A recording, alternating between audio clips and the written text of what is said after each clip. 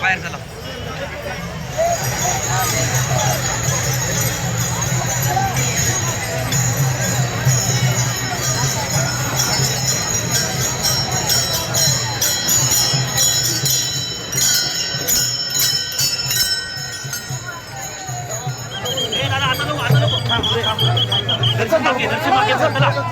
पालखी देते भेटू चला पालखी देते. एक मिनिट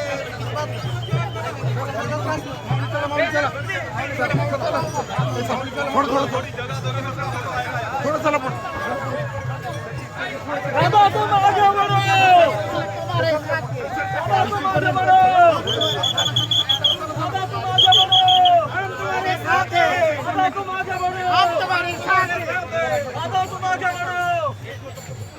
चला चला फास्ट चला फास्ट चला फास्ट चला चला पाणी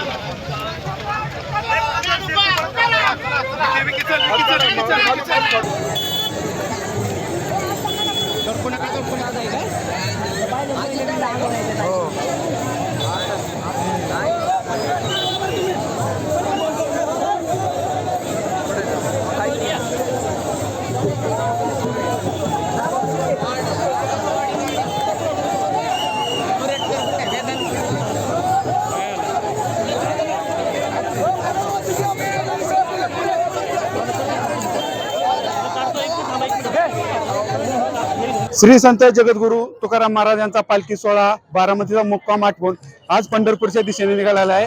आपण पाहू शकता विसाव्यासाठी बारामती येथील मोतीबाग या ठिकाणी पालखी विसाव्यासाठी ठेवण्यात आली होती. याच वेळी राज्याचे उपमुख्यमंत्री अजित पवार या पालखी सोहळ्यामध्ये सहभागी झालेले आणि ते अजित पवार देखील या पालखी सोहळ्यामध्ये पायवारी चालत आहेत. त्याचबरोबर त्यांची पत्नी सुनित्रा पवार देखील या पालखी सोहळ्यामध्ये चालत आहेत.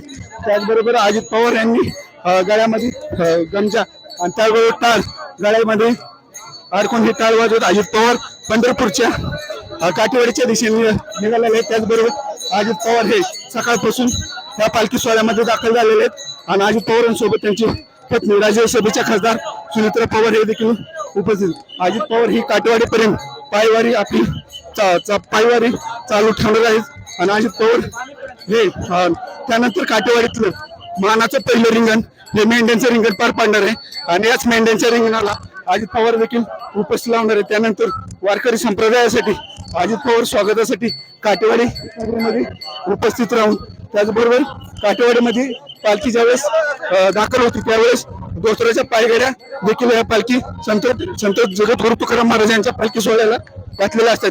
त्याचबरोबर हे पालखी सोहळा आज पंढरपूरच्या दिशेने रवाना होत आहे. आज पालखी सोहळ्याचा मुक्काम संसर या ठिकाणी असणार आहे आणि ही पालखी सोहळा आज मग संसर या ठिकाणी मुक्काम